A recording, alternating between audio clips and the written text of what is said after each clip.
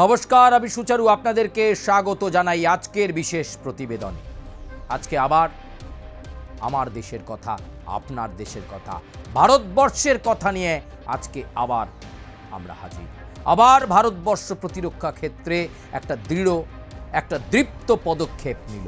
সেই পদক্ষেপের কথা বলতেই আপনাদেরকে এই প্রতিবেদন নিয়ে একটু অবশ্যই নজর রাখতে হবে। কথায় আছে না, কদম কদম বাড়ায়ে যা, খুশি কে গীত গায়ে যা। ভারত সেই কদম কদম বাড়াতে বাড়াতে অনেক বেশি নিজেকে স্বাবলম্বী করে তুলেছে। এই ভারত, আমরা আগেও বলেছি, আবার বলছি, আর আগামীতেও বলবো, এই ভারত বদলে যাওয়ার ভারত। এই ভারত মেক ইন ইন্ডিয়ার ভারত। এই ভারত আগ্রাসী ভারত, আক্রমণাত্মক ভারত। এই ভারত সার্বভৌমত্বের ভারত। এই ভারত গোটা বিশ্বকে নিজের জাত চিনিয়ে দেওয়ার ভারত। আজকে সেই ভারতের কথা বলতেই এই প্রতিবেদন। সীমান্তে এবার ভারতের নতুন পিনাকা রেজিমেন্ট, আর সেই নতুন পিনাকা রেজিমেন্টকে সামনে রেখে MBRL লঞ্চ। তার নেপথ্যের কাহিনী বলতেই তো আজকের এই গোটা প্রতিবেদন। গোটা প্রতিবেদনটায় চোখ রাখবেন, লাইক করবেন, অবশ্যই মন্তব্য দেবেন এবং সাবস্ক্রাইব করবেন, বেল আইকনে প্রেস করবেন। যারা ভারতবাসী একবার গর্বের সুরে বলবেন, গোটা প্রতিবেদনটার শেষে জোর করে বলবেন জয় হিন্দ। চলুন আজকে আমরা দেখে নিই যে এই নতুন পিনাকা রেজিমেন্ট কিভাবে সুসজ্জিত হচ্ছে, তার প্ল্যান অফ অ্যাকশন কি রয়েছে, কিভাবে এগিয়ে যাবে আগামীতে ভারত। প্রধানমন্ত্রী নরেন্দ্র মোদীর ছবি দেখতে পাচ্ছেন। তিনি বারবার ভারতকে বলেছেন, নিজেকে ইম্প্রোভাইজ করো, নিজেকে উন্নত করো, নিজেকে অত্যাধুনিক শক্তিতে সমৃদ্ধ করো, নিজের আকাশকে সুরক্ষিত করো, নিজের প্রতিরক্ষা ক্ষেত্রকে সুরক্ষিত করো। নিজেকে যত বেশি শক্তিতে বলীয়ান করবে, যত বেশি কঠিন করবে, তত সমীহ করবে অন্য দেশ ভারতের দিকে চোখ তুলে তাকানোর আগে সমীহ করবে ভারতকে। সেই জায়গাটাই ভারত একটু একটু করে এগিয়ে চলেছে।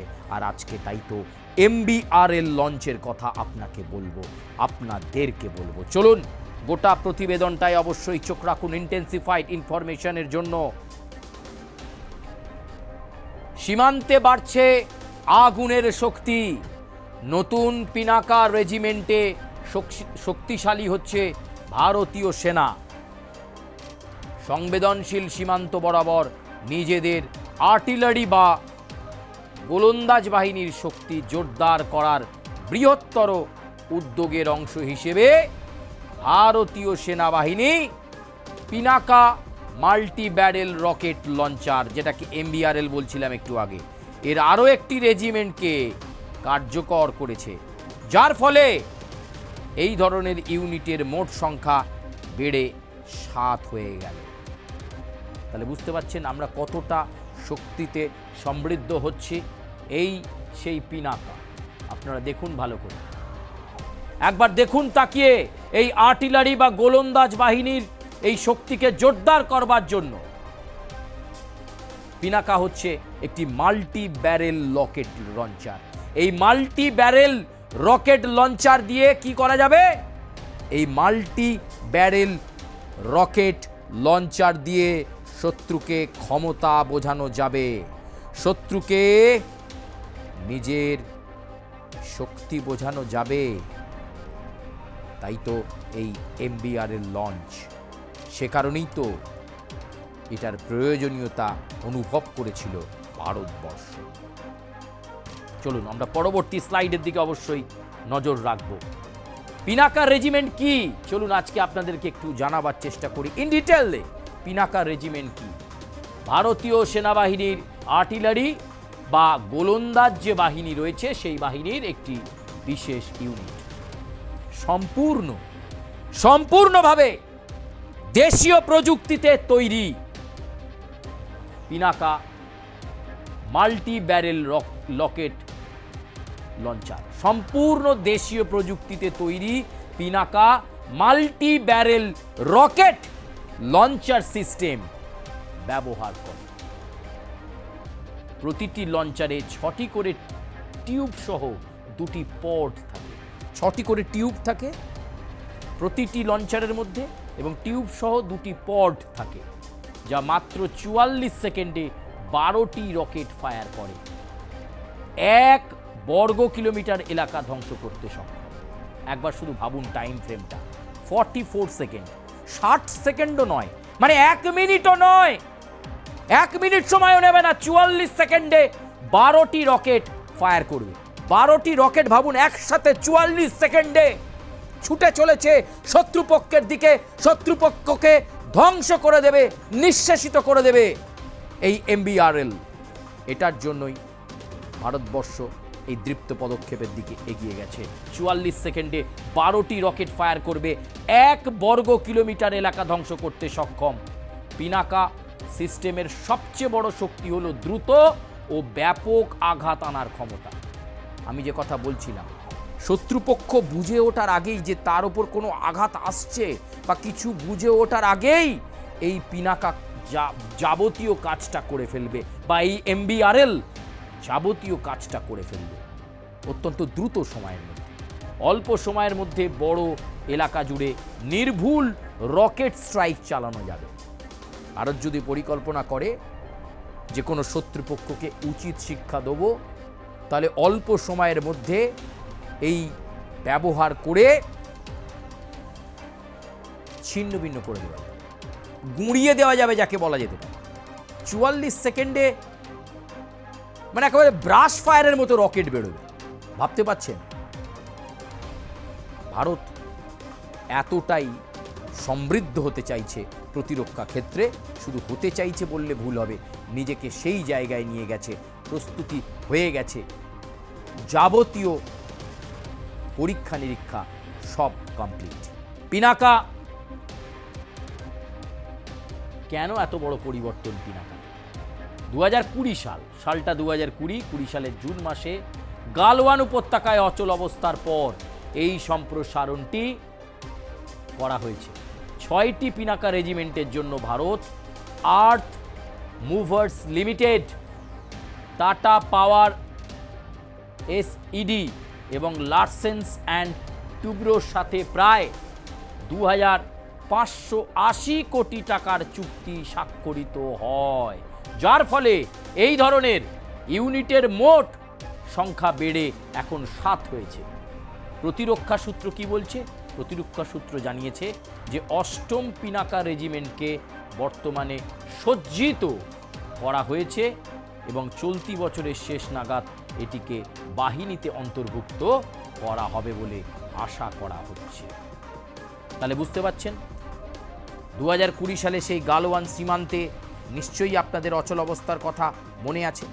গালওয়ান সীমান্তের দিকে চীনের নজর রয়েছে, ফলে ভারতবর্ষের শত্রুর সংখ্যা কম নয়, আর ভারতবর্ষও এতটুকু উদাসীন নয়। যেমন পাকিস্তান নিয়ে, একই রকমভাবে চীন নিয়েও, সেই চীন নিয়েও আমরা কঠোর মনোভাব রাখি। তাই প্রত্যেকটা সীমান্ত, প্রত্যেকটা সংবেদনশীল সীমান্তের ওপর ভারত নজরদারি বাড়াতে চাইছে এবং যাতে দ্রুত প্ল্যান অফ অ্যাকশন নেওয়া যায়, তার জন্যই পিনাকাতে এই বড় পরিবর্তন।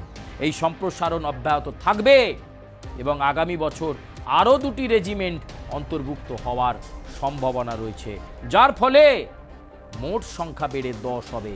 তাহলে 7এই থেমে থাকছে না, 10 করে দেওয়া হবে সংখ্যাটা। দীর্ঘ মেয়াদে সেনাবাহিনী আরও উন্নত ও দীর্ঘ পাল্লার সংস্কার তৈরি করে ফেলবে। 22টি পিনাকা রেজিমেন্ট মোতায়েন করার পরিকল্পনা রয়েছে, এখন 7, সংখ্যাটা যাবে 22-এ। তাহলে বুঝতে পাচ্ছেন এই পিনাকা রেজিমেন্ট কতটা শক্তিশালী, এবং আপনারা নিশ্চয়ই বুঝে গেছেন যে কতগুলো টিউব থাকে এবং তার মধ্যে 44 সেকেন্ডে কতগুলো রকেট দিয়ে আক্রমণ চালানো যাবে। একবার যদি গালওয়ান থেকে আমরা চীনের দিকে ছুঁড়ি না, অবস্থা টাইট হয়ে যাবে। কারণ ভারত জানে তার সীমান্ত শত্রু কারা, কারা বারবার ষড়যন্ত্র তৈরি করছে, কারা বারবার বিভিন্ন সমীকরণ তৈরি করে ভারতকে ক্ষতি করার চেষ্টা করছে। ভারত অক্ষরে অক্ষরে সেটা জানে। তাই পাকিস্তানকে যে চোখে ভারতবর্ষ দেখে, চীনকেও সে চোখেই দেখে। কাউকে রেয়াত করা নয়, কারোর ব্যাপারে উদাসীন নয়। ভারত এই সময়টুকু ফেলে রাখতে চাইছে না। নিজেকে সমৃদ্ধ করো, নিজেকে প্রতিরক্ষা ক্ষেত্রে সমৃদ্ধ করো, আধুনিক যুদ্ধাস্ত্রে সমৃদ্ধ করো, আকাশপথে সমৃদ্ধ করো, জলপথে সমৃদ্ধ করো, স্থলপথে সমৃদ্ধ করো, প্রযুক্তিতে সমৃদ্ধ করো। প্রত্যেকটা জায়গায় সমৃদ্ধি থাকলে ব্যালেন্স থাকবে দেশের। আর সেটাই এই কার্য প্রণালীর মূল বক্তব্য। সে কারণেই পিনাকাতে এত বড় পরিবর্তন, এই পিনাকার রেজিমেন্টে। চলুন আরেকটু বিষয়টা গিয়ে আমরা প্রতিবেদনটা আরও গভীরে পেশ করি। ডিআরডিওর পিনাকার আপগ্রেডেশন। প্রতিরক্ষা গবেষণা এবং উন্নয়ন সংস্থা দ্বারা নির্মিত মাল্টি ব্যারেল রকেট লঞ্চারের পূর্ববর্তী সংস্কারগুলোর আঘাত আনার পাল্লা ছিল প্রায় 40 কিলোমিটার। অন্যদিকে গাইডেড পিনাকা এবং লং রেঞ্জ গাইডেড রকেটের মতো নতুন সংস্কারগুলো 90 কিলোমিটার দূরের লক্ষ্যবস্তুতেও আঘাত আনতে পারে। তাহলে রেঞ্জটা বেড়ে গেছে। আগে আঘাত আনার যে রেঞ্জ ছিল সেটা ছিল 40 কিলোমিটার, 40 কিলোমিটার ছিল। এখন আঘাত আনার রেঞ্জ পৌঁছে গেছে 90 কিলোমিটারে। আবহাওয়ার উপযোগী আর্টিলারি সিস্টেম, যা গুরুত্বপূর্ণ লক্ষ্যবস্তুর বিরুদ্ধে অল্প সময়ে বিপুল পরিমাণে গোলাবর্ষণের জন্য ডিজাইন করা হয়েছে। আগেরগুলো যা ছিল তার থেকে আরও ইম্প্রোভাইজড। খারাপ আবহাওয়া হচ্ছে, ধরুন প্রচুর বৃষ্টি হচ্ছে, প্রচুর ঝড় হচ্ছে, কিন্তু তার মধ্যেও ধরুন শত্রুপক্ষকে উচিত শিক্ষা দেবে, কোনো অসুবিধে নেই। আপনি স্মুথলি অপারেশন করতে পারবে এই রকেট। তাই ভারত ভবিষ্যতের যুদ্ধের জন্য শুধু প্রস্তুতি নিচ্ছে না, বরং নিজের শর্তে খেলার মঞ্চ তৈরি করছে। তাই শুধুমাত্র যুদ্ধ কবে হবে বা কার সাথে যুদ্ধ করব তার জন্য ভারত নিজেকে প্রস্তুত করছে না। আসলে ভারতবর্ষ নিজের খেলার মঞ্চটাকে প্রস্তুত রাখছে। কারণ মাঠ প্রস্তুত থাকলে ব্যাটিংটা আপনি ভালো করতে পারবেন। ভারত এখন থেকেই প্রস্তুতি নিয়ে রাখতে চাইছে, যদি কোনো দিন আপৎকালীন পরিস্থিতি তৈরি হয়, যদি কোনো সংঘর্ষ পরিস্থিতি তৈরি হয়, তাহলে শত্রুপক্ষকে ভারতবর্ষের শক্তি বুঝে ওঠার আগেই, শত্রুপক্ষের ষড়যন্ত্র বা অভিসন্ধি কার্যকর হওয়ার আগেই তাকে যাতে কাঁপিয়ে দেওয়া যায় সেই চেষ্টা ভারত করছে। আর সে কারণেই এই রেজিমেন্টের এত অত্যাধুনিকরণ, এত প্রযুক্তির ব্যবহার এবং ডিআরডিওর এত বেশি কর্মপ্রয়াস। তাই সময় এখন বদলেছে, অতটা নরম ভাবার কোনো কারণ নেই ভারতবর্ষকে। আপনারা এই প্রতিবেদন কেমনভাবে দেখলেন, কেমন লাগলো আপনারা মন্তব্য জানাবেন, লাইক করবেন, কমেন্ট করবেন, সাবস্ক্রাইব করবেন, বেল আইকনে প্রেস করবেন এবং ভারতের প্রতিরক্ষা ক্ষেত্রে আর কোন খবর দেখতে চাইছেন আমাদেরকে জানান। আমরা চেষ্টা করব ভারতের প্রতিরক্ষা ক্ষেত্রের কোনায় কোনায় থাকা খবর গোটা ভারতবর্ষীকে জানাতে, গোটা ভারতবাসীকে জানিয়ে দিতে যে ভারত কতটা সমৃদ্ধ। ভারত হাত গুটিয়ে সব সময় বসে থাকে না, সব কাজে জানান ভারত ফলাও করে দেয় না বলে ভারত কিছু করছে না, এমনটা ভাবার কোনো কারণ নেই। আর যেতে যেতে আপনাদের সকলকে বলে যাই, জয় হিন্দ। পরবর্তী প্রতিবেদনে আবার দেখা হচ্ছে।